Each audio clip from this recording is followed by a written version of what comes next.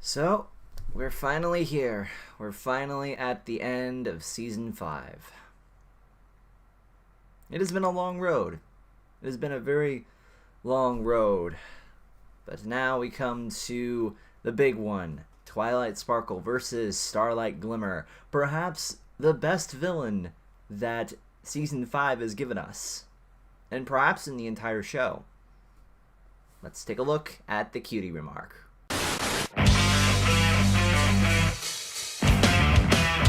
Look at my eyes, what do you see? The cult of personality.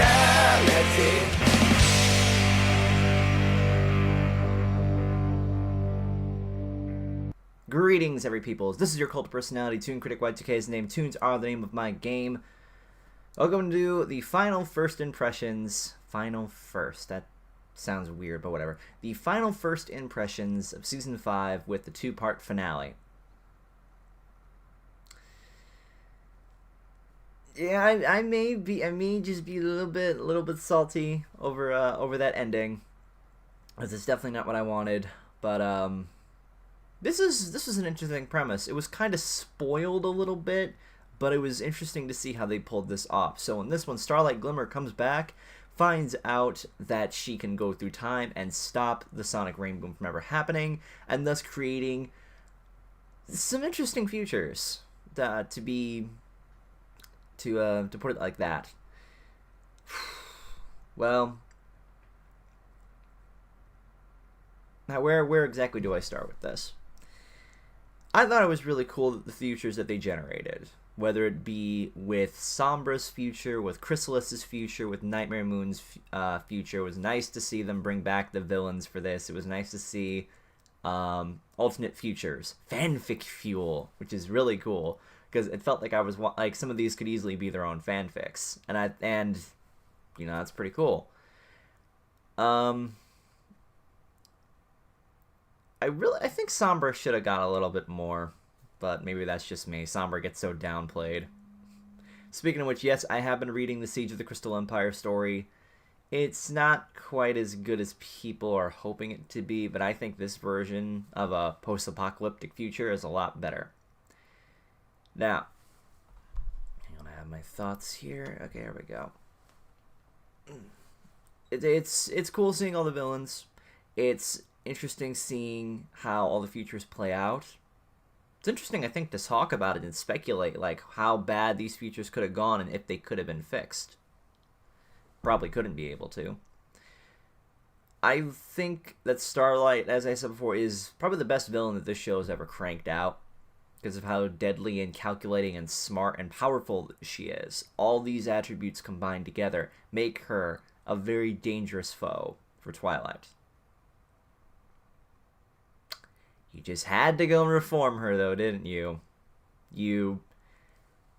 After all of this, after Starlight drives the future into the ground to the point where it's nothing but a barren Mad Max wasteland, you still want to reform her.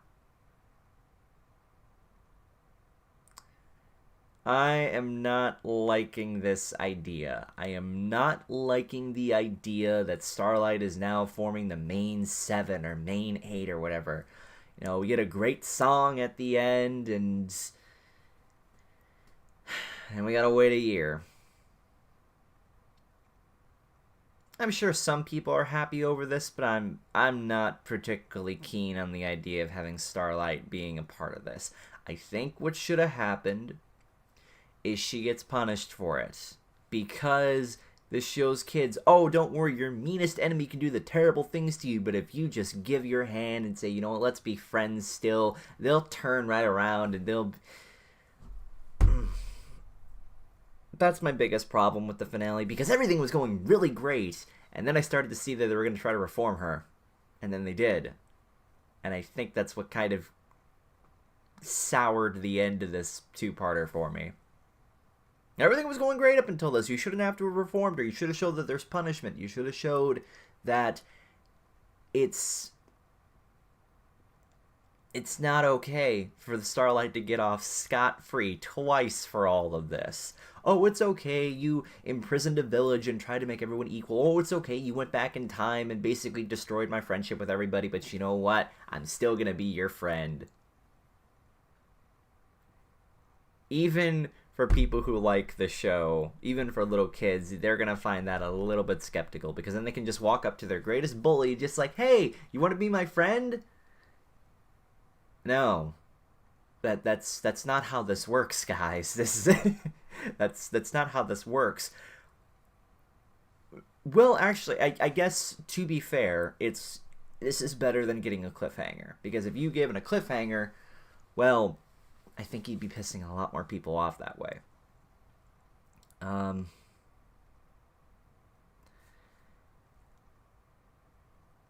Maybe they could have done something different with Starlight. Maybe they could have actually imprisoned her. Maybe she ends up... Here's what would have been cool. The time streams are all getting screwed over, and, she sacrifices herself. Or something like that. But yeah, there's no way around her getting reformed, is there? There's no logical story way that she doesn't get reformed. Because everybody in Friendship and Magic get reformed. Chrysalis is going to probably get reformed, and Sombra is going to get reformed, and then... Yeah, I know I'm a little salty after this. But, however, this is still a good two-parter. This still is. Despite the ending. I still enjoyed this. I thought this is a great ending. Not quite as epic. Well, no, actually, a little bit more epic than Twilight's Kingdom. With the way that this all plays out in the end, what's the future holding for Friendship is Magic? We do have a Season 6, but we're going to have to wait quite a while for that. That's going to be hard to sit through. You just got through, another hiatus? Excuse me. I only did just wake up to watch the episode. Yeah, Gravity Falls is over. Steven Universe... Well, yeah, over. Gravity Falls is over. Steven Universe is over. So what do we really have to look forward to? We're gonna kind of be just sitting here waiting. We can go and join the Sherlock fandom, I guess. But yeah, as I said, this was a good episode. Two-parter. Finale. Thing. So what do you guys think? That's all I really have to say on it. I wish they could have changed things, but, what we got here, I guess that's what they're going to have to do.